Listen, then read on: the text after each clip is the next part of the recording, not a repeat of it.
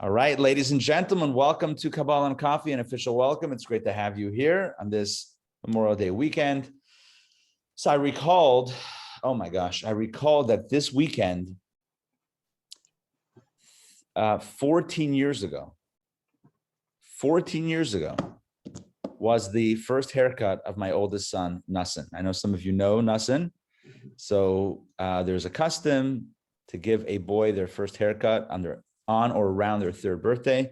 So that year, his haircut was Sunday of Memorial Day weekend. So I was thinking, probably yesterday, like, wow, 14 years, man, oh man. Anyway, remind me after the class, I'll show you the most epic picture of the dude looking at his ponytail, which had just been cut in front of his eyes. Well, I mean, it was behind his head, obviously, but like showing it to me, he's like, what? Anyway. All right. So folks, this is Kabbalah Coffee. We have a lot to talk about. And I want to mention off the bat that Kabbalah Coffee is sponsored by Ed Zinn in loving memory of his mother, Arden Zinn. You might know the name Arden from Arden's Garden, and you are correct. That is the Arden of Arden's Garden. She was a tremendous person who did so many things in the community and lived just a really special life. So this series has been dedicated lovingly in loving memory and lovingly by her son, Ed, who is a good friend and a participant of Intown Jewish Academy. All right, so let's jump now into the topic today. So let's say you come into a new home. Let's say you buy a home or you're renting a home, whatever it is.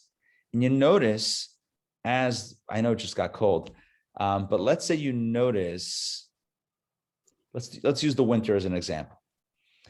Let's say you pick up the home kind of in the fall and things, the weather is kind of nice.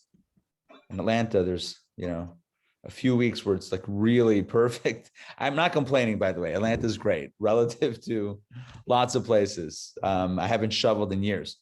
So imagine you have your first winter in the house and you notice that for some reason you have the heat turned on, but your house is cold. And you're wondering, like, what's going on? Why is the house? Hey, Marlene, good to see you. You're wondering and we'll also welcome Mariana. Mariana, welcome. Good to have you here. So imagine. Thank you. Of course. So imagine you notice the house is cold and trying to figure out, like, what's going on with the house. And you walk by the windows and you realize, it's drafty. Okay, raise your hand if you've ever been in a window in a house with drafty windows. Yes? Yeah, I think many of us, not most of us, if not all of us, have been there at some point in time. And it's, you have the heat on, but it's still cold. And you think to yourself, wow, this is really inefficient because I'm pumping heat into my house. And meanwhile, either the heat is going out or the cold is coming in. It's like, can't keep this place hot. So we might call that, in practical terms, an energy leak. And you might see where I'm going with this, but let's first use some pragmatic or some, utilitarian examples. We might call that an energy leak, where you're expending a lot of energy, both, the heating system, you're expending a lot of money, theoretically, to heat a space, but it's not being contained because there's a leak. It's going out or something else is coming in, right? So either what you want is leaving, or what you don't want, the heat is leaving, or what you don't want, which is the cold, is coming in. Either way, there's a leak. That's not good.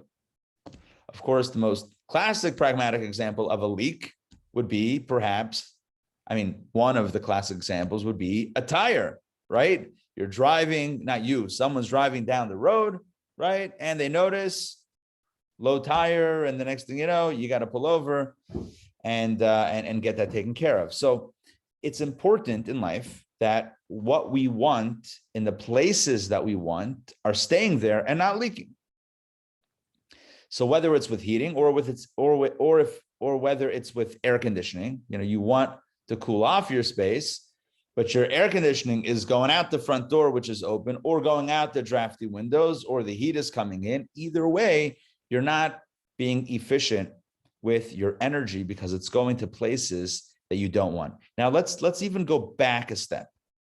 Before we notice that the windows are drafty, you ever put out of curiosity, you ever see the plastic? You put plastic over the windows to kind of seal the windows. You guys know what I'm talking about? Where you seal the windows. This was like a part of my reality for a long time. Sealing windows for sealing windows for the winter, a whole thing. Okay, back to our story. Imagine now, again, taking a step back, but still dealing with the HVAC. So imagine you're putting in central air. Does anyone still call it central air? Maybe central air in a house, in a home for the first time. So you put in the unit, it does heating, it does cooling, it's magic. And then you need to do the duct work, right? You need to put the, let's say it's a forced air system. Sorry for getting so technical. If I'm getting technical, I don't know if I am, but anyway, so you put like, what is it? I don't know what material it is, like those silver, you know what I'm talking about? Like the tubing situation. Yeah. And it goes and it takes the heat or the AC to the duct that is intended. It's usually sends it out a few different directions, like this octopus of heating and cooling. And it ends up, blowing out the hot or cold air in the location that you desire. Imagine if there's a hole in that ductwork. You're not going to get the heat or the cooling because, again, there's a leak. Instead of the system pumping the energy to the location that you want, it's now leaking somewhere else that you don't want. One more example. I saw recently, don't remember where, one of the news websites, that in the United Kingdom, the officials in a certain city noticed that somebody was hijacking power from the main power plant or the main power source. So somebody was like siphoning off power, not paying for it, like a massive amounts of power being used every month for something. They tried to track it down and they thought they were going to find a farm of growing illegal substances that requires energy. But they didn't find that. They found something else. They found a Bitcoin mining center. Essentially, all these servers hooked up or whatever, all these computers hooked up. I don't think they're servers, but all these like massive computers mining Bitcoin. If you don't know what mining Bitcoin is, don't worry, no one does. It's all about the blockchain. And no, I mean, I'm saying no one really, like everyone knows kind of, but like, what is it really? I don't know. Who knows? It's like Charlie bit my finger, $750,000. If you know what I'm talking about. Anyway, it's wild. Back to our story, they found these computers were using massive amounts of energy, and obviously they shut it down. Again, I'm using this as an example of power. And don't worry, I'm not trying to crash Bitcoin. I am not Elon Musk. Don't worry, I don't have that ability. So look, you're taking energy from a place where it's supposed to go somewhere else, and you're siphoning it off to an undesired place. And I'm using all these examples, and I could keep on going, but I think the point is being clear, to give illustrations of what we would call energy leaks. And just as it is in the world around us, it also exists, this phenomenon also exists in the world inside of us, right? As it exists when it comes to our homes or our power grids or our vehicles, the same thing is true in our inner spaces, in our heart and soul, that we also have sometimes these energy leaks. And these can take on different forms, and I'll explain what I mean. Instead of, we all wake up every morning with a certain amount of energy. We wake up, we have a certain amount of energy and strength, practically, bandwidth, you might call it, right? Just the ability to deal with stuff and to handle stuff, and the physical energy to take on stuff. There's, we're not unlimited beings. We have limited amount of strength and ability and attention span and all that stuff. And it's important, as Judaism teaches and as modern psychology teaches as well, it's important that we make sure that our energy is being directed to the places that are worthy of our energy being directed, right? So, whether it's working on ourselves and our relationships and our purpose in life and our work, et cetera, and taking care of things we have to take care of, it's important that we direct the energy toward those activities. And of course, our faith and our spiritual growth, all that stuff. But what happens very often is that we find ourselves in a state in which our energy is leaking. What that means is that we're directing our energy to places that frankly are not worth our energy, don't deserve our energy. And in doing so, we don't have enough energy left for the things that we should be directing our energy to. Does that make sense? Yeah. So we find ourselves like getting involved in things, whether it's worry, being anxious, worry, fear, that's kind of all the same, or getting angry, or maybe even being happy about things that aren't worth, don't deserve our energy. Our energy is a finite, I don't know what the right word is, utility. I don't know if utilities are, it's our energy is finite.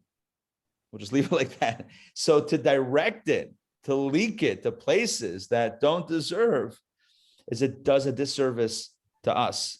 Thank you. Finite resource. Good. Yes. Thank you, Susan. Right? It's a finite resource. But so often we find ourselves getting involved, emotionally invested and psychologically, bothered by things that aren't even our thing. That in reality, they're not for us. They're not about us. The other person doesn't care if we're involved in that or not. I mean, just on a very basic level. Listen, we all need distractions in life at some point, but how much time and energy do we put in following other people's lives, right? Whether it's used to be in, the tabloids or whatever it is, and, obsessing with, now it's, it's Instagram, it's everywhere. Everyone's an influencer. So everyone's, you gotta follow the influencers. And I'm not knocking influencers, and that's a thing also. But my point is, if I wake up in the morning and I ask myself the question, I have, X number of units of energy today. What is the best use of my energy, right? There's a lot of stuff that we're doing each day that don't, if we're mindful about it, don't fit in that category. And a lot of stuff that we get upset about, like, oh, I can't believe that person did that, or the other, where, honestly, that's their life. It's their thing. For me to get worked up about that is just to siphon, just to suck away energy from myself and to leak it to a place that is unproductive, unhealthy, and really unnecessary. So Judaism, along with modern psychology, teaches us the importance of keeping our energy where it needs to be, not allowing it to leak. No leaky windows or doors, no drafts, right? No drafts blowing in or out of the space. So we don't want our energy leaking into places. We don't want our attention span, our mental energy, our emotional investment going to places that are unnecessary, number one. Number two, we don't want outside influences, right, creeping in and taking over our inner spaces. So kind of like, getting back to my house example, which is why I brought up in the beginning, it's kind of like a house that doesn't have an energy leak. I mean, I guess, nothing is 100%, energy, there's no 100% energy bubble in a house, but you do your best to make sure your windows are keeping out, keeping out the air from coming in and keeping stuff from going out, and the doors the same way. You put, those, what is it? weather strip thing. Is that what it's called? Like the thing on the bottom of the door. You can see I'm very well versed in these things. Anyway, the point is you do your best to make sure that everything's staying where it needs to be. Nothing's going out that shouldn't be going out, and nothing's coming in that shouldn't be coming in. And it's the same thing with our lives.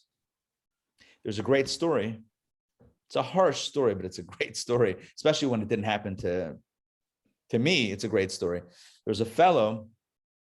He was a Hasidic fellow. This is going back a few hundred years to the times of the Maggid of Mizrich, who was the student of the Baal Shem Tov. So Baal Shem Tov was like in the 1700s. So we're talking about, a good 300 years ago. Anyway, so this fellow goes to his spiritual master and he says, I'm having difficulty with my focus. I know the importance of staying focused, especially when praying, for example, where we're supposed to be, in that zone of connection with our source and being vulnerable and being conscious of the higher reality in our lives and in the universe. But I find myself in those moments of prayer, distracted. All sorts of thoughts are filling my head, and it's really hard to focus. And I think, by the way, I'm cutting in parenthetically into the story, I think many of us who have tried meditation or tried other forms of focused thought have found this to be true. It's really hard sometimes to stay focused inside without being, infiltrated, if you will, by other distracting thoughts. So this was his struggle in a Jewish context, in a Jewish spiritual context. And his rabbi said, here's my advice. Go to, and I don't remember the name. I don't even know if the name is, maybe the name was quoted in the original story, but go to so-and-so, who lives in such and such place, and he will provide the answer, the solution. He will give you guidance on this challenge. And so this chassid, this disciple, thanks his Hasidic master and heads off to this other guy's house. And he arrives there toward evening. And remember, this is Russia, so it's cold. And all good Hasidic stories, by the way, emanate from Russia or Poland, because that's kind of where all this stuff happened. So it's Russia, it's cold. It might be the winter. It might not be the winter. It was still cold. And he arrives at the house, he knocks on the fellow's door, and he waits. And he sees there's kind of a light. It's not like the house is pitch dark. There's a light on in the house, but there's no answer. Keeps on knocking, there's no answer. Tries for like a half an hour, every few minutes knocking, no answer. He's confused, he's upset, he doesn't know what to do. But what are you going to do? So he takes his stuff that he took with him. He takes out, maybe he had some sort of I'm sure he was wearing a coat, but maybe some other stuff in the bag. And he kind of, insulates himself, and he curls up to go to sleep on that fellow's front porch, stoop, whatever they had. Steps. I don't know if they had steps in Russia. Who knows? But whatever. Okay. And the next morning, the door opens. And the owner of the house says, good morning. He wakes him up. Welcome. Come on in. And the fellow says, he's just waking up. He's just trying to get his senses together.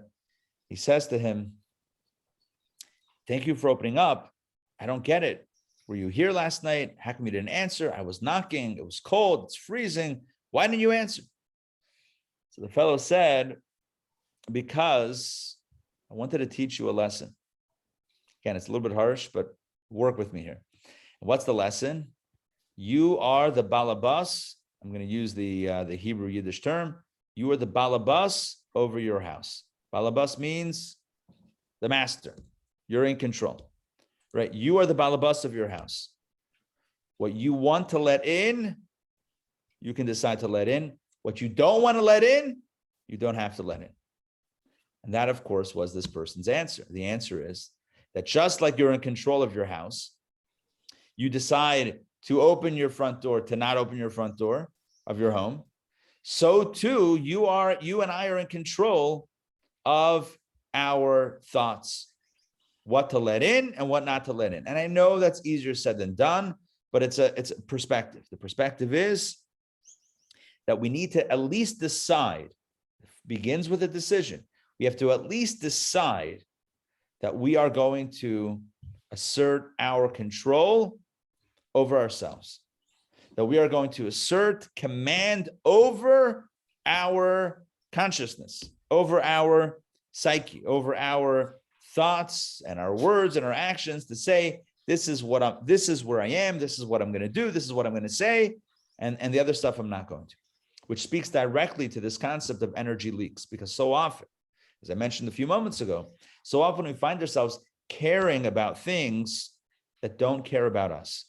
I think it was Elizabeth Taylor, maybe, or someone else. I might be misquoting who it was, but someone famous actor, who once, and she experienced, I think, a burglary at her home.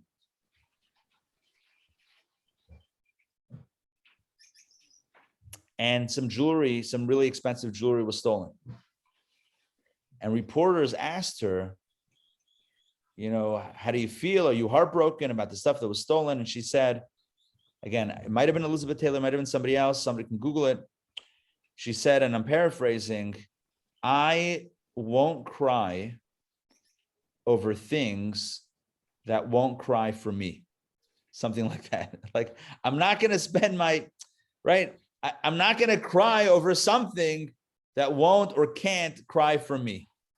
And it's not a narcissistic statement. I think it's a powerful statement. I think it's a true statement.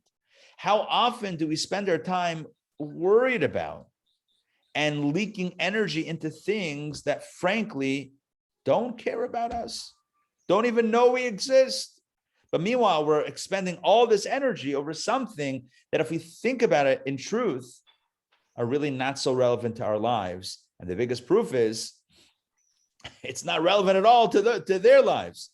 Whether it's an inanimate object or somebody we've never met and don't know, to get involved on such a level is just to leak our own energy. And like in the example of the Hasidic story that I told, it's really important to make sure that we open the door only for things that are worthy for the door opening.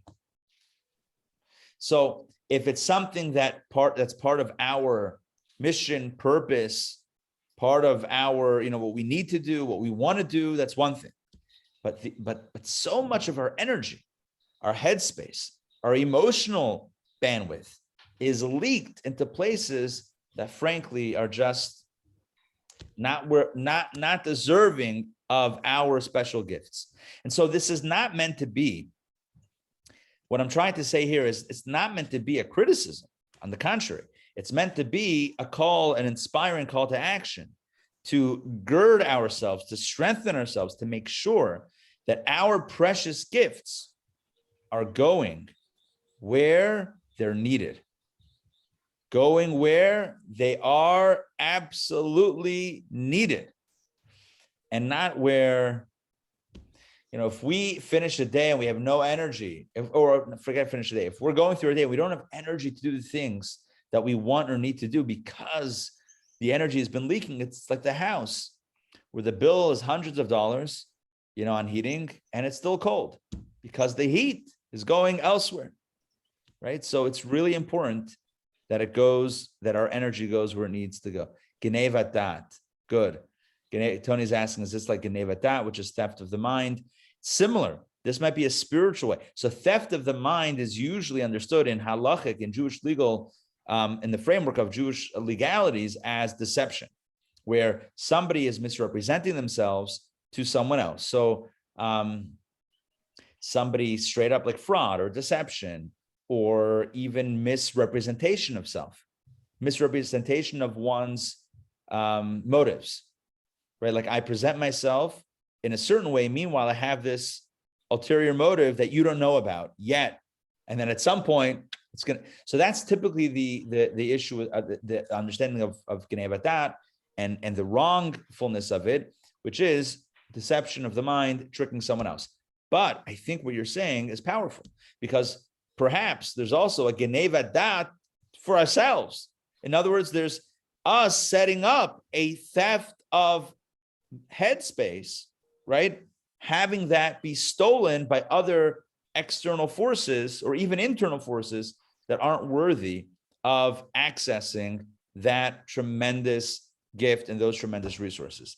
It's like the power plant that's being sucked, the power that's being sucked by something that shouldn't be taking that power. It's like it's like the air in the tires that's going out. It's deflating oneself and putting that energy, putting that air into a place where it shouldn't go. And by the way, I would say one of the keys to knowing whether or not we're expending the energy in the right places is how do we feel when we're done? If we feel very depleted, it usually means that the energy did not go to the right place. If we feel energized by expending the energy, then it means it's going to the right places. And I'll elaborate on that for just a moment. When we're expending our energy in the right places, it invigorates us. Because even though we spent a lot of energy, there's a thrill. It's not only a thrill, you get thrills from anything, but there's a sense of purpose, a sense of meaning, a sense of satisfaction, of really investing the energy, our energy, where it needed to go. And so even though on a physical level, where we've depleted that energy, there's also an invigoration of spirit and energy because we're utilizing it the right way. But when it's being leaked, it doesn't feel good. It feels like we're being used, or maybe we're using ourselves, but it's not, it doesn't at the end of it, we feel depleted and we feel degraded almost, because it's like I used all my energy, or all my energy went for that. It doesn't feel good. So there's a practical depletion of energy, but then there's how do I feel about that? Do I feel happy about that? Or do I feel a sense of shame, perhaps, or a sense of frustration, embarrassment, right? Like I expended all that energy for what? What did I do today? Like what was this all about? And that compounds the loss of energy. And that can really lead to a low state, a low inner state, where a person feels low energy and feels aimless almost, God forbid. And it kind of like it's a negative cycle where it leads to, less energy and less feeling good and less energy. And it can go down to it's a negative spiral. The positive form is expending the same amount of energy, but in those places where it's meant to go, and that feeds off of itself in a positive way and builds up our energy, increases our energy. So even though we're tired at the end of the day, but we feel good about it, and we're ready to take on the next day and the next challenge. Anyway, I hope this makes sense. The reason why I'm saying all of this is, number one, to understand how this works in the universe and in the physical universe, to understand how it works inside of us. But the third point is, and this is the big idea today, to understand how this also works in a very similar way on a spiritual cosmic level. So not just when it comes to air conditioning, heating, and power plants, but when it comes to the spiritual life force of the universe, there's also the idea of the energy, cosmic divine energy, being directed to the correct places. And there's the idea of it being misdirected or leaking, or maybe a better term for this is being hijacked by other forces and going to other places where the energy is not supposed to go. So for this, let's speak about cosmic energy for a moment. Give me a second.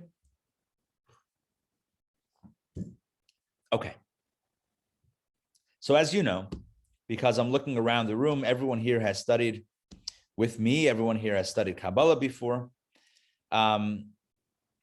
So as you all know, the way things work on a cosmic level, according to Kabbalah, is that spiritual energy, spiritual life force, spiritual light, whatever you want to call it, right? Light, energy, life force, originates from on high and comes below. But although I looked up and pointed up and then trickled down with my fingers, it's not spatially up and down, right? It's not like God is, you got to crane your neck to see God, because God is up and we're down physically. It's not up and down. We just use terms up and down as a frame of reference for our own language and how our mind works. It's not physically up and down, it's spiritually up and down, which in the spiritual universe, there are no directions. So there's not actually up and down there either. But what it really means is closer and further away from divine consciousness. So spiritual energy begins in a space close to God. And then it flows outward, so to speak, and downward, so to speak, into subsequently further distant and lower realms. So in short, the energy, I'm just going to see why it's easier just to point up and down. Okay. So again, on a cosmic level, the energy originates above and comes down, trickles down below. The lower it gets, the less perceptible it gets. So in its source, that's all you can see. That's all that's there is divine light, divine reality. But as it descends from level to level, and Kabbalah speaks about numerous worlds and realms, as the energy flows and continues to expand and travel to lower and lower realms, the energy itself becomes diminished and less perceptible. So it doesn't actually become lessened, but it becomes less perceived. This is an important idea.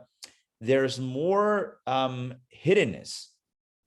There's more concealment applied to the light. So the light is still there. The energy, the life force of God is still there, but it's less and less, it's perceived less and less until it hits our world, in which, there's very little perception.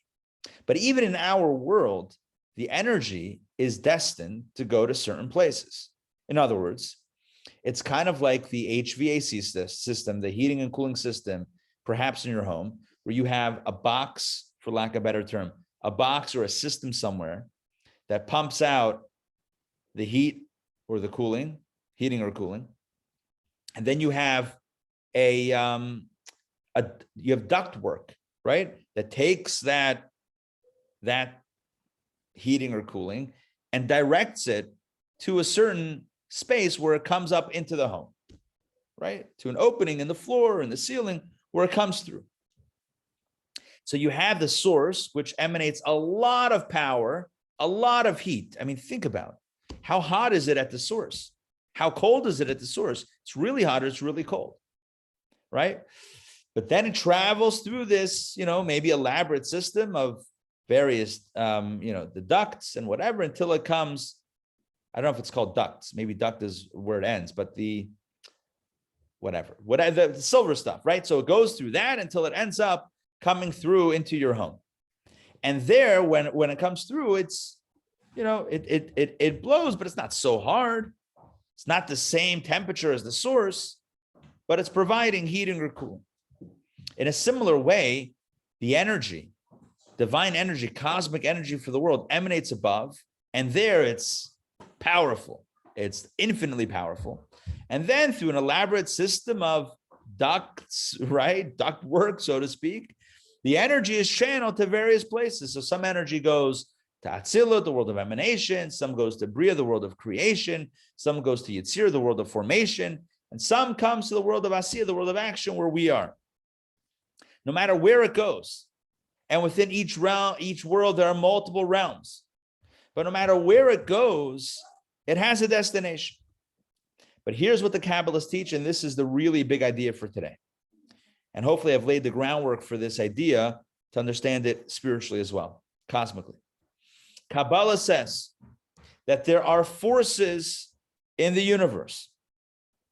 There are negative forces in the universe whose aim is, their goal, their objective is to suck the energy, to leech the energy, to pull the divine energy away from its intended destination and to steal it for themselves.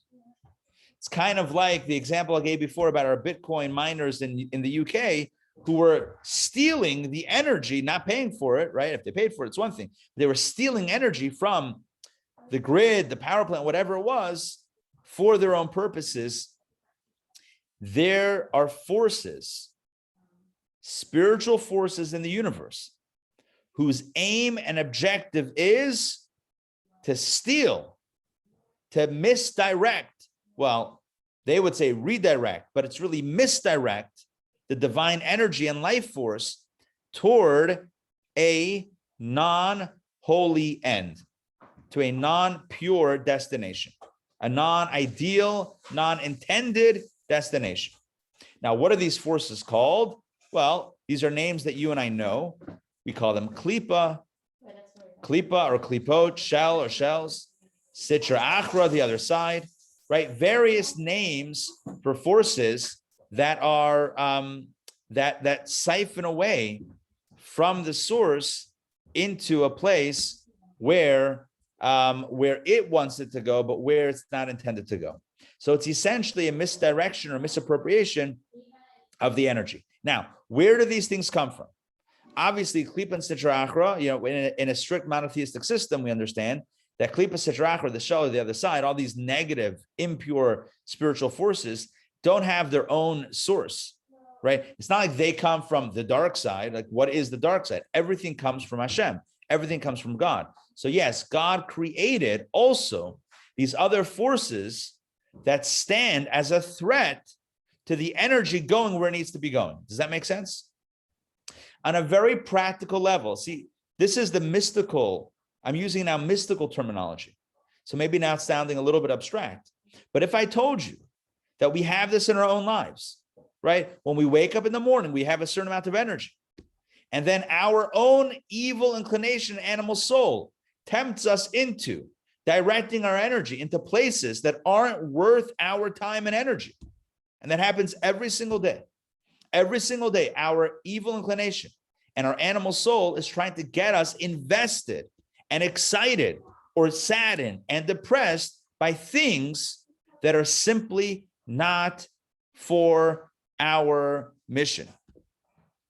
And that is a form of personal klipa and sitra achra, personal shell and other side. In other words, the other force, the opposing force. These are personal examples of these forces attempting to leech off of the energy and to enlarge themselves, so to speak. Because when we direct energy in those spaces, we're just pumping energy, fueling the dark side, the other side. So I'm giving you now how this, I'm kind of connecting my opening with the Kabbalah, with the Kabbalistic terminology, and saying how it's not like I just randomly gave an example of energy leaks and now we're talking about cosmic, cosmic leaching. They're really intertwined, right? The personal energy leak, if it's going to an unholy place, is exactly what we're talking about on a personal level. But on a cosmic level, there are forces who are looking, negative forces created by God, to stand opposite holiness, but who can enlarge themselves by drawing energy away from holy spaces. And so their aim, their objective is to pull energy away from holy spaces into unholy spaces. So one classic example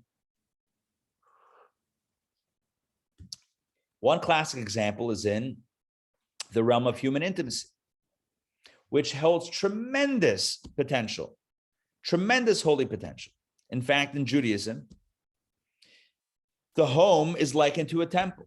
And what is the holy of holies of the home?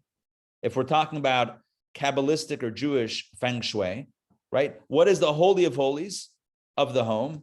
It's the bedroom. Why? Because that is the place of the deepest connection.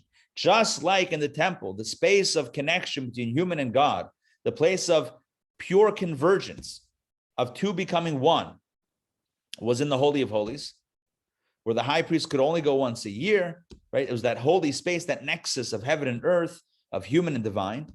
So to the space in our homes and our lives, where two become one, is also the bedroom. And it's a holy space. And intimacy is a holy activity. But anytime there's holiness, there is tremendous potential for the energy to be misdirected into another space, which is why one of the greatest areas, and I'll just speak very generally here, one of the greatest areas of challenge is in the area of, number one, human relationships, but most importantly, human intimacy. It's precisely because there's the greatest energy there, holy energy, that the klipa and sitra achra, the opposing forces, station themselves, so to speak, in that space to draw the energy into unholy spaces. Does that make sense what I'm saying? And I know I'm speaking very generally, and I'm not going to speak any, I don't plan on speaking any more specific about this, but you should know that one of the greatest areas of challenge spiritually, and in Judaism and Kabbalah, it speaks about how important it is to be conscious about the right things and etc. is in the area of human intimacy. Because again, anytime you have tremendous energy and light, you have a tremendous clamoring on the other side, so to speak, the dark side, right? To draw the energy from there, to siphon off, to suck the energy into a negative space. So anytime there's great light, there is great danger. Human example, practical example, think of a bank which has money and now is the target for, God forbid, robbery. Think of an armored car. Think about a safe. I'm just giving examples of spaces in which there are tremendous resources now are a target for theft, for lack of a better term. The same thing is true with us. The more light there is, the more life force there is, the more energy there is, the more potential there is for it to go to the other side. And the same thing is true on a cosmic level. The greater the light, the greater the presence of the klipot. Oh, back to intimacy. There's a prayer that is recited, that is in the prayer books, that's recited to ward off, so to speak, any negativity in the experience. And the idea is that in areas of life that are the most light-filled, they are the most challenging and require the most effort to make sure that that the energy is going in the right place and it's not being misdirected. What's in it for them? What's in it for the klipa and sitra achra? Simple, very simple. They are created as the shadow of existence, right? God wants to create light, so he creates shadow. Why? Number one, there's contrast. Number two, there's free choice. We've spoken about this many times. Why does God create the other side, the unholy? We believe everything comes from one source, from God. So why would God create klipa and sitra achra? Why would God create unholiness? All right, free choice. Can't have free choice without the other side. If there's light, there's shadow. If there's no shadow, you can't appreciate light. I'm giving a number of reasons that we've all heard about, we've all thought about on some level. Okay, whatever it is, it exists. But we also know at the same time, according to Kabbalah, that the life force that's in klipa and sitra achra, and I believe we have spoken about this in this series, is considered to be a secondary life force because it's not the primary objective of creation. God didn't create the world, the universe, for the klipa and sitra achra. He created it for goodness, but in order for goodness to have any value, he also needed to create the other side. But that's a secondary, right? It's a secondary creation. Are you with me? There's primary creation and secondary creation. Primary creation is what God really wants. Secondary creation is what God needs, so to speak, to have in order to facilitate, in order to get what he wants. That's where klipa and sitra achra come in. Hey, Marnie. So we have these dueling forces. But by definition, klipa and sitra achra don't have a lot of energy. And the energy that they do have is kind of like an afterthought, not afterthought, but it's the example that we've used before is like somebody who gives something to their enemy behind their back. It's like, okay, fine, take it, right? It's like, all right, here. I don't even want to look at you. It's like, whatever, take it. So it's begrudging. It's done begrudgingly, right? It's like, I'm not excited about it. Fine, take it. So that's kind of how the energy flows to the other side in a very secondary and begrudging manner. And so what does that side want to do? They want to siphon more energy. They want to steal the energy. Hence the clamoring of Klipa and Sitra Achra to siphon off from Kedusha, from holiness, because that's where the light is really found. And this gives us another framework, another way to understand why the evil inclination in the animal soul works so hard to get us to do things that we ought not do. Because in doing so, we feed those forces more energy, right? We have a soul that has tremendous light, tremendous divine energy. And the soul is not a secondary creation. The soul is a primary creation of God. God wants the soul. God loves the soul, right? A soul is ultimately at the source of peace of God. So the soul has tremendous energy and power, right? And the evil inclination, the animal soul, that's the godly soul. And the animal soul and evil inclination, not as much. They have like secondary energy. So what do they want to do? They want to get more. So not only are they hired to do the job of providing opposition to goodness and holiness, which is true, and we spoke about that before, on a selfish level, they want more energy. Who doesn't want more energy? And so they clamor to get us to use, listen to this, our human energy to invest our energy into spaces that are unholy. And in doing so, we misappropriate the energy from where it should go within us to places that it shouldn't go. Does that make sense? We fuel negativity by investing our energy in negative pursuits. And that leaks our energy on a human level, but it also, on a spiritual level, misappropriates divine energy to a lowly space. What we're going to say today is something really profound. And that is that a human being can live off of fenced goods. A human being can live off of misappropriated energy. Give an example. I don't know why, but I'm thinking about Target. You know, the store Target? Okay. It's a random association, but work with me. Imagine somebody works at Target and they work in the back. They work in, you know, the inventory or whatever it is, trucks that come in. And let's say what they do is they're taking stuff that's coming in and somehow, you know, leaking it to a third party, right? So a pallet of stuff comes in, let's say 500 boxes of iPads come in, and one goes missing. One gets, you know, let's say two get misdirected. So you have someone on the inside that's kind of, you know, helping misdirect to this criminal, you know, this theft syndicate. I don't know if syndicate's the right word, but it just came to mind. Okay, so it's, yeah, you have somebody on the inside that's misappropriating, misdirecting, stealing, moving it to where it shouldn't go. Because of their efforts, so the crime syndicate hooks this person up with some stuff, right? So if you're supplying, if you're the one who's leaking all this stuff our way, so we're going to kick back some stuff to you. That's why you would do it, right? That's why you're doing it. Not you, as in any of you, but that's why one would do it, you know, for the kickback for what they're getting from it, ultimately.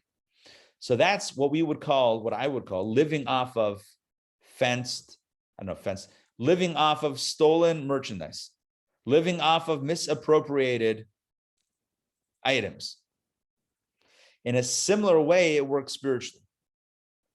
A person who is directing their energy, not toward the intended target, but, oh, there you go, no pun intended, not toward the intended destination, but rather toward the forces of negativity and evil, right? So they're taking their soul's divine, godly energy and investing it and misdirecting it. Instead of it going into purposeful activities, they're leaking it to all sorts of other wasteful, other, inappropriate, or simply, just unnecessary activities, enlarging the forces of klipa and sitra achra, enlarging the force of shadow, expanding the shadow force, right?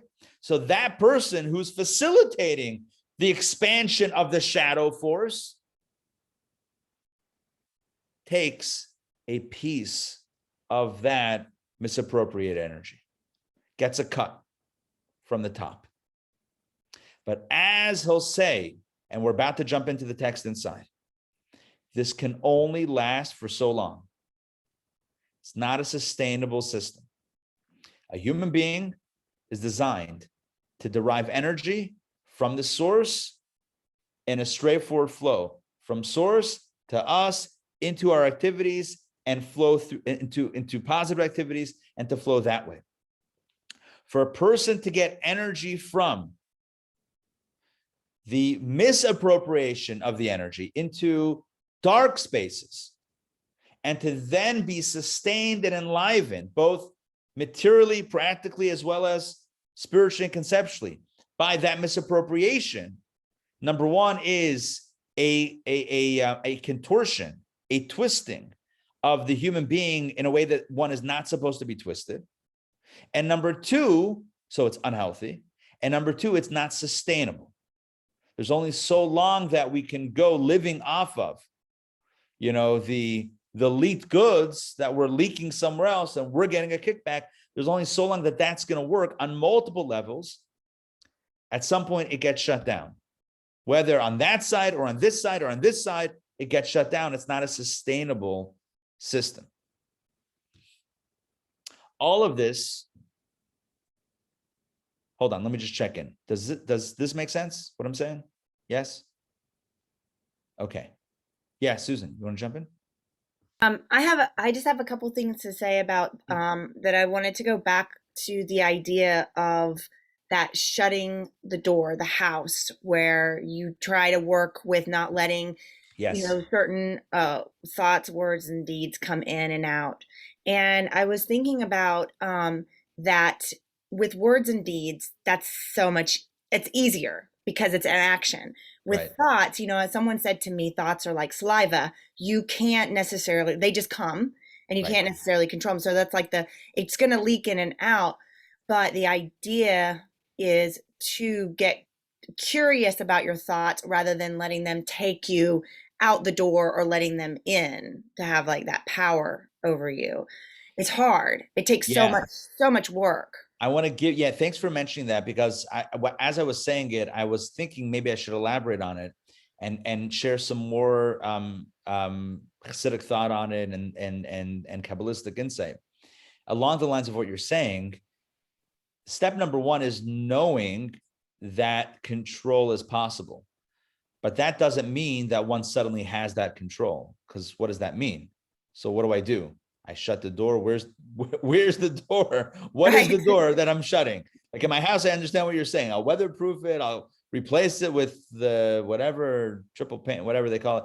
Like I understand what to do on a physical level, but inside my head, what do? Because as you said, thoughts are always flowing. In the language of Kabbalah, it's like a river.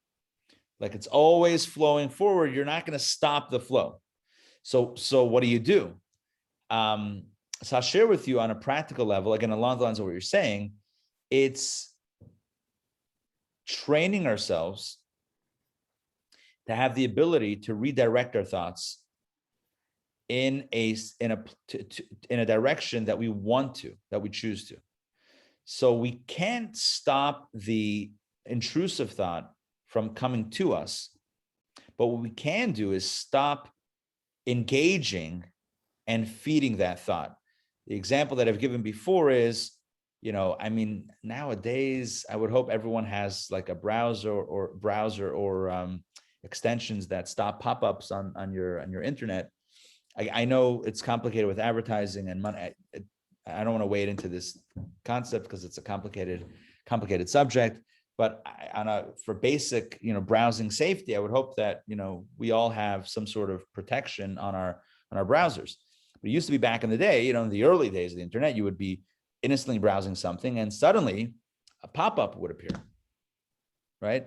Now the question is, what do I do? Do I click the little X in the corner and shut it down? Or do I click read more or see more? Do I engage it?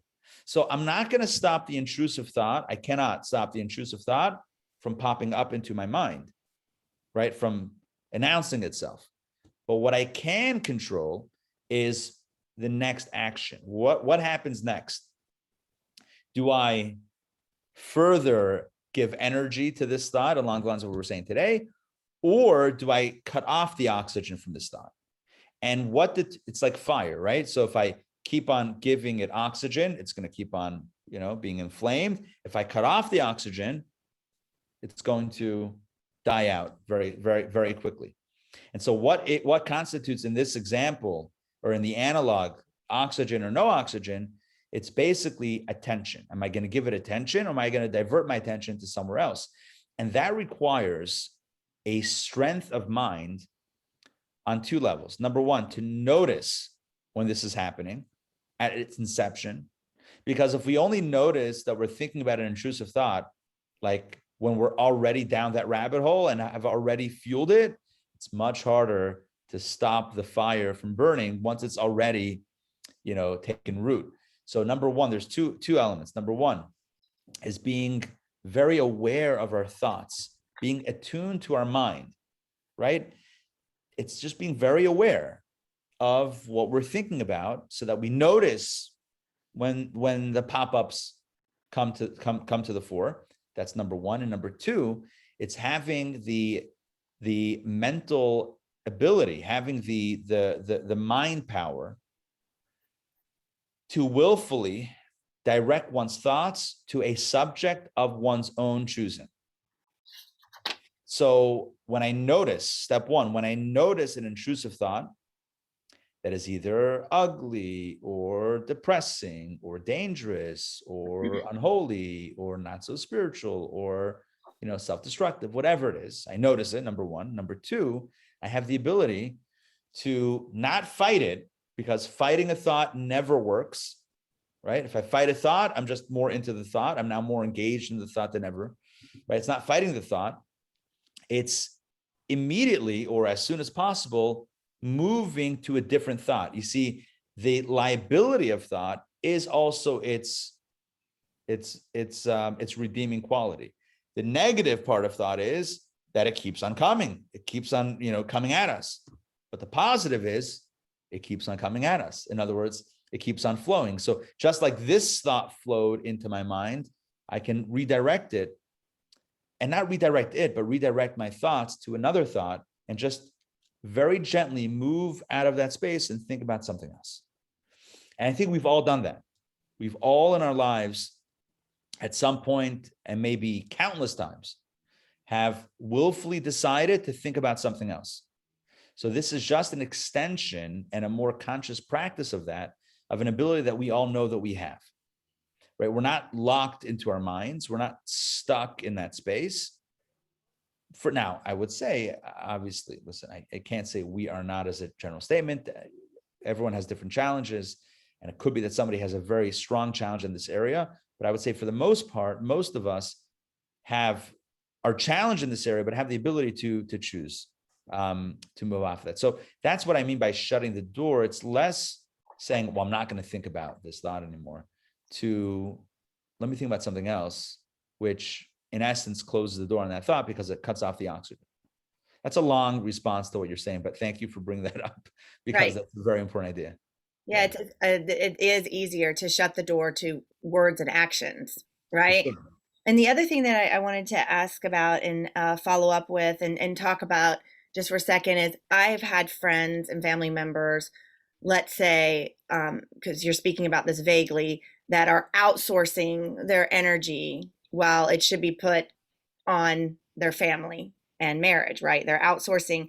And one thing that they say is, I've never felt so energized. I've never felt so vital. I've never felt So, when you were saying, like, when we do the right thing, a lot of times we feel vitalized and we feel good. So my question to them is always, are you integrated? Because I think, and what you said was, is it bringing real meaning? Because I think sometimes if we look, like sometimes when we outsource or when we are misappropriating that, there is a lot of energy in the mystery or the sneakiness or, aspects of it that makes you feel like it's an energizing activity, Right. but ultimately it doesn't have the integration. And so that is where. I think that's a very important point. And yeah, it speaks very, very strongly to the point before. And it also speaks to the last point that I just made, which is that when we are part of that energy leak, and we're speaking now a specific form of that, right? So we end up, in the language of Kabbalah, we end up taking energy from that experience and getting the first cut, but it's not sustainable. In other words, it will lead to a high in the moment. And it could be that feeling, that rush feels greater than the energy when it's directed in the appropriate way. In other words, there could be a greater, I'm just going to use the word rush or adrenaline, even though I don't only mean that physically, I mean that spiritually. There could be a greater rush in the misappropriation, a greater excitement, right? In that misappropriation than had we been just doing the right thing, so to speak, or what we're supposed to be doing. But that doesn't indicate that it's holy or correct. The rush is not an indication of holiness, which is really the key idea of today's class. That there is a rush, and a person could say, we're going to explain a verse in Torah, I'm going to do what I want because it's going to benefit me. I'm going to have that rush. And the big idea today is, number one, it's not healthy spiritually and on every other level, right? And number two, it's not sustainable. It's not a sustainable thing, which I think we can all understand in the examples that we're talking about. Alex, yeah. Thanks, Susan. Thank you. Alex. Just one a follow-up on what Susan said.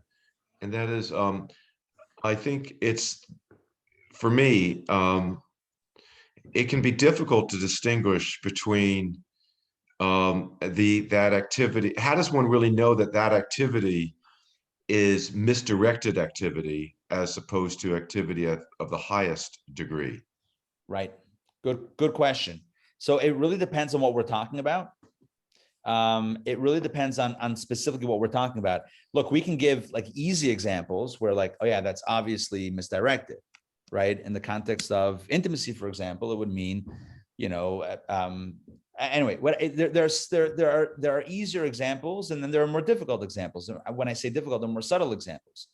So, I think that most of the time in the big areas, we know, sometimes in the more subtle areas, we need guidance, which is why we have friends and hopefully mentors, and we have the ability to discuss this with others, to check in and see, like, hey, wait, is this where I should be investing? Am I investing my energy in an appropriate place, or is this not appropriate? One more thing, if I could just add Yeah, for there. sure. Yeah. It's not, sometimes it's not even that activity is misdirected activity, it's that it's excess activity. You could work example, Right. exercise as an example, Right. that we do more than which is necessary, in a way that excess keeps us from doing other activity, which is the holiest activities. Yeah, good, very good point. Excellent point. Yes, that is also another possibility. Something that is, let's say, permitted or good in a certain, within measure, going beyond that could be another example of leaking the energy where it shouldn't go. So you're right. I like what you're saying. In other words, sometimes it's easier to talk about, boxes, right? So like this box is kosher, this box is not kosher, don't leak that. But even within, let's say, a kosher box, so to speak, but maybe too much investment would be considered excess and a misappropriation. Yeah, I would agree with that. And I think, but in general, right, what I said a moment ago, I would still say that, when it's more obvious, it's more obvious. When it's less obvious, it's really important to check in. I mean, we could check in with ourselves, but if we're having trouble, determining, well, is this excess? Is it misappropriated? Is this fine? Is this where I should be, where I shouldn't be? So we hope to have that answer inside, but sometimes we need to turn to others. And that's why it says in Pirkei Avot, Ethics of Our Fathers, it says, Aseh lecha rav, have a rav, have a mentor, uknei lecha chaver, and make sure you have a good friend also. So we need mentors, we need friends, both have their role in our lives. I will say the Rebbe advocated very strongly over the years that people should have spiritual mentors because it's really hard to navigate life. I know I'm telling you something that you've never heard before. I'm kidding. Life is difficult. And friends can help, and friends are tremendously important, but there's also the idea of aseh lecha rav. Make sure that to have a mentor. And it doesn't have to be somebody older. It's just essentially it's somebody who has a perspective that's not yours. That's the basic qualification. Someone who has a bit of wisdom, but primarily is not you. And a friend sometimes is good, but a friend could also support you and have your back, but not always give you the advice that you need, right? There's two types of friends. The friends that tell you what you want to hear, and then there are friends that tell you what you don't want to hear. You need both. And maybe the second category, I don't remember which is first or second, but maybe the category of friends that tells you what you don't want to hear, maybe that's more aligned with the idea of having a mentor. But either way, the point is that it's important that we have kind of outside voices in our lives that can help guide us in these situations, because life is subtle. Life can get very tricky. I want to jump inside and do a little bit of the text, because we have a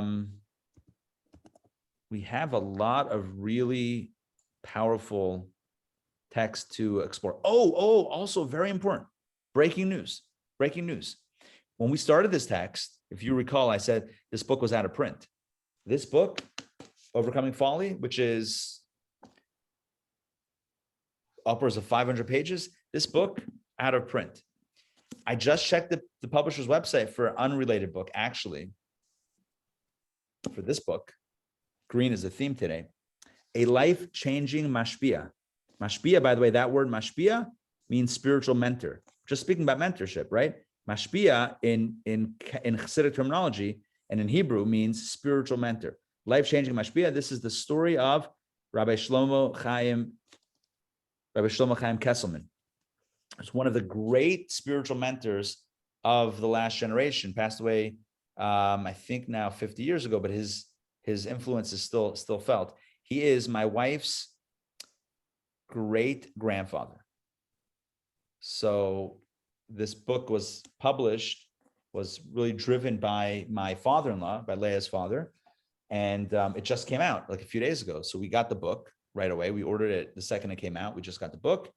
And I was just browsing books on websites and whatever. And I realized, back to this story, that our text, Overcoming Folly, is back in print. So if you get the Kabbalah Coffee email for every Sunday, I just put the link in the last email that I sent out on Friday. If you want the link and don't have it, just let me know. You can shoot me a text or send me an email and I'll send you the link to buy the book. You get it, you order straight from the publisher, ship it to your house, you're good to go. Okay, let me share my screen. I'm going to pull up the text that we're up to, and let's do this inside, because we have a lot to get to. Chapter number 3.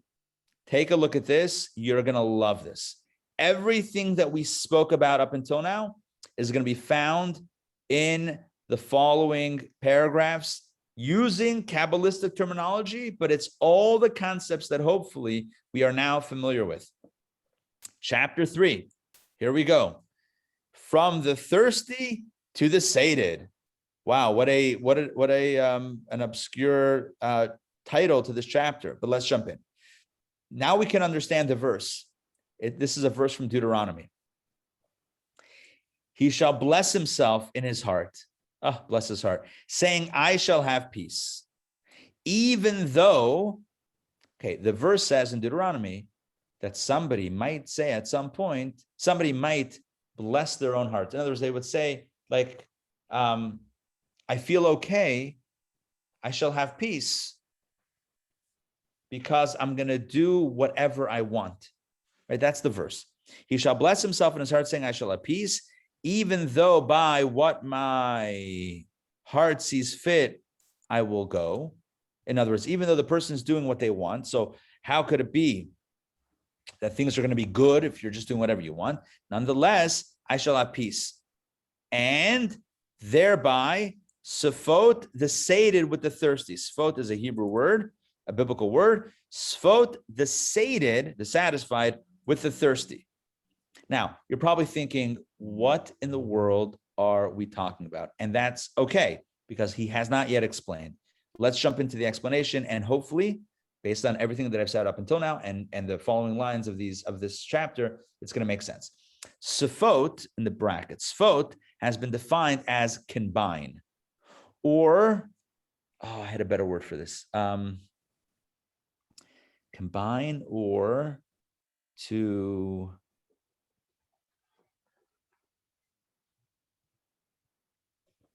adhere to leech on to, okay? To adhere to or leech onto. So sfot means combine or connect or leech or, right, adhere to. So to combine the sated with the thirsty, what does that mean? Meaning to elicit vitality from the thirsty to the sated. A person is going to say, I will do what I want and it's going to be good. I'm going to feel good doing what I want. Why? Because I am going to suck the vitality from the thirsty, which is the realm of holiness, to the sated, which is the realm of unholiness. In other words, I'm going to misappropriate the energy from holiness to unholiness, and that is going to give me the energy or the thrill or whatever it is that we spoke about before, right? So I will do whatever I want and I'll be okay, right? The Torah in Deuteronomy is telling us what somebody might, the calculation that somebody might make in their head to allow themselves to do something that they know they shouldn't be doing. And what's this inner calculation or this inner thought process? It's, I'm okay. I'll do what I want and I'll still be okay because Laman Safot Harava et Hatzmiah, because I will sfot the Seder with the thirsty. I'm going to siphon off, I'm going to suck, I'm going to leech, I'm going to cannibalize. I don't know if that's the right word. I'm going to take from the thirsty, which is the realm of holiness, to the sated, to the realm of unholiness. Now, why is thirsty holiness and sated unholiness? We spoke about that last week at length. Thirsty represents that which is spiritually thirsty, always yearning for more. And sated is all my pleasures here on the ground, well-defined physical pleasures. So thirsty is holiness, sated is unholiness. So thirsty is godly soul, sated is animal soul. So combining sated with thirsty means essentially that my lower self is sucking, is misappropriating, is pulling the energy from the divine place to the lower place. And in turn, in that process, I feel okay, and maybe even a little bit alive, maybe even a little bit invigorated. And this is, and I hope this makes sense. In other words, everything that we said before is captured in these few lines using Kabbalistic and biblical terminology. And all of this is according to the mystical interpretation of her feet go down to death. Again, a Kabbalistic reference. Her feet go down to death. Her feet, I'm just going to, before we do it inside, let me just tell you what this means. Her feet is a reference to Malchut, which is the cosmic soul.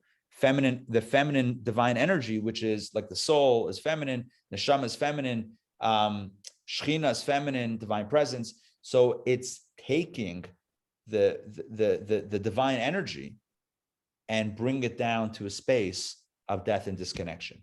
Again, using our relationship example, it's taking energy, holy energy, and putting it into a very unholy place. Speaking of energy, I just got a notification of low battery. So let me plug in my computer. Give me 5 seconds to do that so that the energy goes where it needs to be. Let me just make sure that it's charging. It is. Okay. All right. I am back. So he says that when a person chooses to do something that they want to do, it's not in their purposeful or higher interest. So they could say, I shall have peace. It's going to be fine because the sated will combine with the thirsty. I'm going to suck the energy from the holy space in my unholy activity, and I'm going to derive energy from that misappropriation itself. And this is based on the same similar mystical idea as her feet go down to death. Let's continue. Earlier in Discourse 5, Chapter 3, we discussed that through a sinful act, the life force issuing from the letter Hey, that's Malchut or Shechina, the lower, God has 4 letters in his name, Yud and Hey and Vav and Hey. The lowest letter is representative of Malchut, the Shechina, the divine energy that is the soul of the universe. So through a sinful act, the life force issuing from the letter Hey, which is the same Hey implied in the word Hatzmeah, the thirsty, it says, combine the Seder with the thirsty, right? The thirsty is Hatzmeah, or Hey, the letter Hey, Tzemeah. It works in the Hebrew. In the English, it doesn't really work, but Hey Tzemeah, the Hey is thirsty. So let me start again. So through a sinful act, the life force issuing from the letter Hey, the same Hey implied in the word Hatzmeah, the thirsty is elicited to the 10 sfirot of Noga. So through an inappropriate act, we misappropriate the divine energy within ourselves, within the world, within the action. We misappropriate it, and that energy is elicited, or that energy is flowing now to the 10 sfirot, the 10 energies of Noga. Noga is impurity. Then the flow is invested within the 70 princes, which is the state we have called sated. From there, the life force continues even to the sinning person themselves. That last sentence is why we feel energized. Again, a person is taking divine energy, misappropriating it, leaking it to the spirit of Noga and the 70 princes, the evil forces in the world. And then from there, the life force continues to loop back even to the sinning person. So yes, a person can get energy and vitality spiritually and practically from negative activity. Yes, like our Target example of the person who's working in Target who leaks a few boxes of iPads and who gets an iPad from that experience, right? Because they get hooked up with part of the stuff. Yes, it's possible. Yes, it could happen. Yes, it does happen. But it's an unhealthy way to do business, right? Rather work honestly, get paid, and buy an iPad, right? And get whatever you need, right? That way, rather do it in a straightforward fashion than misappropriating it, stealing it to the other side, and then getting recompense from the dark side. That's what's happening here, right? The person, and by the way, we're all in the same boat together, right? It's not like we're speaking about some like horrible, evil. We've all done things that we shouldn't have done. And in those moments, Kabbalah is teaching us right now, right here, right now, in these paragraphs, in these words, in these sentences, these lines. Kabbalah is teaching us that when we make a negative choice, what's happening is we're taking pure divine energy that was meant to go to a pure place, sending it off to the dark place, to the shadow space, fueling, pumping up those areas with more energy than they deserve. And then from there, the life force continues even to the sinning person. In Igeret HaTshuva, chapter 6, we find that after the destruction of Jerusalem, Igeret HaTshuva is one of the sections of Tanya that the authored by the Alter Rebbe, the founder of Chabad. So in Igeret HaTshuva, we find that after the destruction of Jerusalem, when sin caused the life force issuing from the latter Hey of Havaya to descend, as we noted. In other words, there was a cosmic shift that happened after the destruction of Jerusalem, after the second temple was destroyed, where this exile of the Shekhinah, this letter hay could really fall down to a low place as never before. So when this became the new norm, or not the new norm, but the new possible reality, so even the sinful and rebellious ones in Israel can receive nurture for their bodies and animal souls precisely as do other living creatures, for they are compared to animals. In other words, we, right, a human being, a Jew, whatever, is supposed to get the energy from the holy place channeled into a holy place. So from holy to holy. But we have the ability to act in a way that is misaligned with our purpose. And you would think, oh, you misalign with your purpose, then you're cut. Okay, so maybe I should have started this way. Maybe I should have started the class this way. You would think that if you cut the cord, if you cut the power cord, that's it, you're done. The point is, you're not done. Why not? It's not instant, disappearance. Why? Because a person doesn't cut the cord. They redirect the energy to another space, and then from there they're plugged in. And so you're getting now energy from a dark space, but you're still getting energy. But his point is that's not the right way. It's like, instead of getting the energy straight down from holy to holy, you're taking the holy, slanting it somewhere else, and then connecting there. It's complete, it's just out of alignment. It's like the example that we were given before. You can either find the intimacy in your relationship, or you can find it somewhere else. Why find it somewhere else if you can find it in your relationship? Right? That's what we're talking about here. But it's possible to get this energy from the dark side. Let's continue. The truth is, he says, that it is possible that he will have peace. In other words, it could be very good for the person who is misappropriating the energy and doing the wrong thing. It could be good. It's not like, oh, if you do that, oh, it's going to be devastating. No, look what he says. The truth is that it's possible that he will have peace. But that would only be for an idolater. Look what he says. Those who receive nurture from the hinder part, like from one who casts over his shoulder. In other words, is that what you want? You want to get it like through the dark side, through that misappropriation? However, referring to Israel, it says, in other words, what's the ideal route? God will not wish to forgive him, which is an elicitation of God's will, as is known. That forgiveness is the evoking and turning of God's will toward the forgiven person. Here, the statement is God will not wish to forgive him, for on the contrary, then the fury of God and his wrath will blaze. God's anger will be visited upon such a person, meaning the withdrawal of God's will from him, God forbid. In other words, yes, in the short term, here's the point. In the short term, he will have peace. In the short term. But ultimately, it's not a sustainable, I've been using this word throughout this lesson for this reason, it's not a sustainable system to leak the energy and then get it from that leaked source. It's not sustainable. At some point, the gig is going to be up. And the way he frames it here is because when we're getting it from that other side, it's not what God wants. And as long as it's not God's will, look what it says. God will not wish to forgive him. It doesn't mean that God will never forgive the person. That's not what he's saying. Hashem, the moment we turn back, we're plugged in. The moment we plug in, we're plugged in. That's not a question.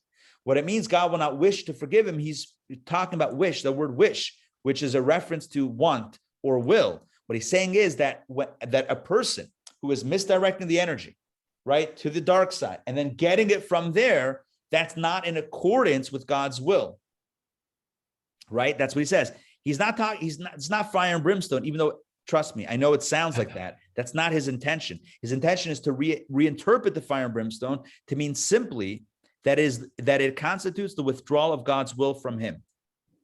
And it's not that God is pulling out, it's that the person pulled out, right? A person is saying, instead of aligning with source, I'm going to redirect, misappropriate, and align with shadow. That's not what God wants. That's not plugging into God's will. It's taking the energy from the hinder side, from back channels. And at some point, that's going to dry up. And that's what he says in the last paragraph. Now, so again, I just want to clarify this last paragraph, or this part of the paragraph, that sounds like God will not forgive him, the fear of God will blaze. He's explaining what that means. He wouldn't have to explain it if that's what it means, that God is going to just zap the person. That's not what it means.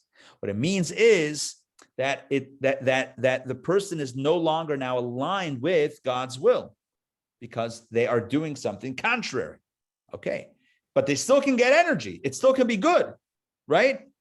A person will still have peace, potentially, but it's not sustainable. And that's what he says here. Now, although by examining the cited chapter in Untitled Chapter, we find that the sinner can also receive nurture.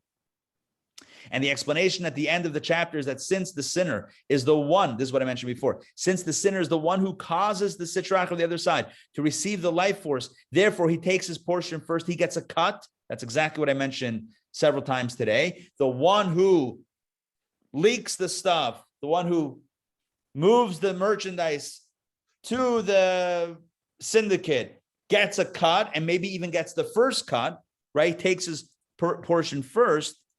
This is no contradiction to our thesis, for eventually that flow to the sinner will be terminated. In other words, it's not sustainable. And this is what I've been trying to share with you today, that yes, for the short term, it works. For the short term, it's exciting. For the short term, it's energizing. For the short term, it can feel satisfying. It can feel like, yes, I'm doing what I need to be doing, or this is it. But in the long term, at some point, that's going to end. And when that ends, then what do we have? We don't have this and we don't have that. We don't have either. So rather, instead of misappropriating the energy, keep it where it's supposed to be, invest where we're supposed to invest, fill those spaces with light and life force and meaning. All right, so that's it for chapter, what was this? Chapter 3, I want to say, yeah, chapter 3 of discourse number 6. Next week, we are going to begin, I'm sorry for all the scrolling, discourse 7. That's next week. Don't forget, you can order a book if you'd like. I should probably give you the publisher's website. It's kahot.com, KEHOT.com, KEHOT.com. And it should be, I think I saw it on the homepage, on the front page over there. It's called Overcoming Folly. So the theme of this book, the theme of this work is reflected beautifully in today's conversation. It's all about overcoming folly. Overcoming folly means, how do we stop ourselves from the excuses and the mental gymnastics that we do to convince ourselves that we'll be okay, right? It's like, I'll be okay. It's fine. I'll do this. I'll be fine. How do we get ourselves past that? How do we get ourselves to stop that? And what he's explaining here is really the mechanics of the universe as a tool for understanding and trying to stop ourselves from heading down that negative path. And he's saying that the mechanics of the universe are such that life from above flows, has an intended target, is intending to flow, like our heating and air conditioning, like all the examples we gave before. There's an intended destination. We have the power, free choice, to misdirect, to redirect, to misappropriate the energy or the life force to a dark place, to another place, to a different place. And in that process, we're not instantly zapped. We're not instantly cut off from life. It's not like we unplug the appliance and now it's dead. It's not how it works with human beings. Why not? Because that side also has energy. And fueling that side with the other side with energy, the dark side, allows us to noto chelik barosh. We can take the first cut from there. And so a person can convince themselves that they're okay. Look, I'm doing all sorts of things. I'm still here. I'm still okay. I'm happy. I feel okay. And his point is, yeah, but that's two problems with this. Number one, that's very short-term thinking. And number two, even in the short term, where are you getting from? Where are you getting the energy from? From the dark side? From that which is the shadow spaces of reality? Why wouldn't you want to get from directly from the source, from the light spaces? Why go to the dark side when you can, I don't know, stay with the force, something like that, right? Why go there if you can stay here? So again, there's two things to consider. Oh, Donna, thank you. Thank you for sharing the direct link in the chat for the book.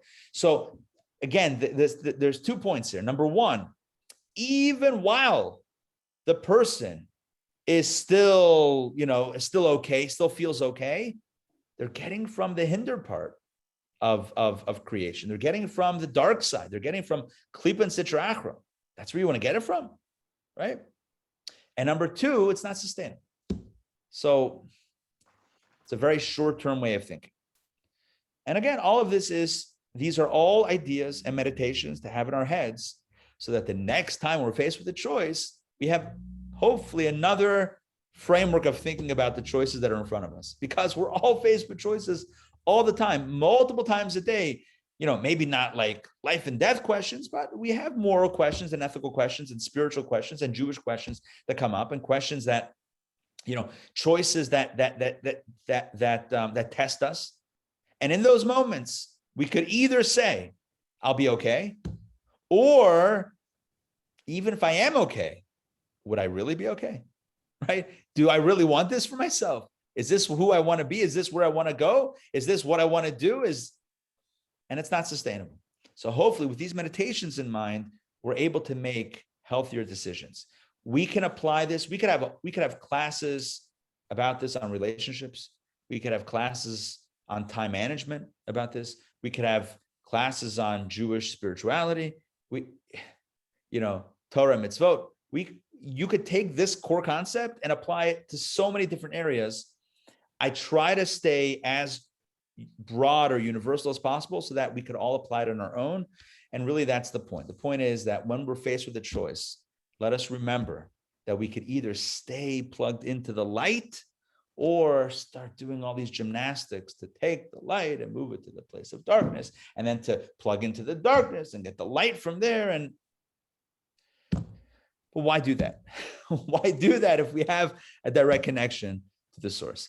All right, thank you for joining me today. So may this week be a week of good choices and positive, willful, dynamic, light-filled connections. Thank you for joining. And I want to wish everybody good health and happiness and only blessings. A few quick announcements that are very important. Maybe just to focus just quickly on the Kabbalah class we just did.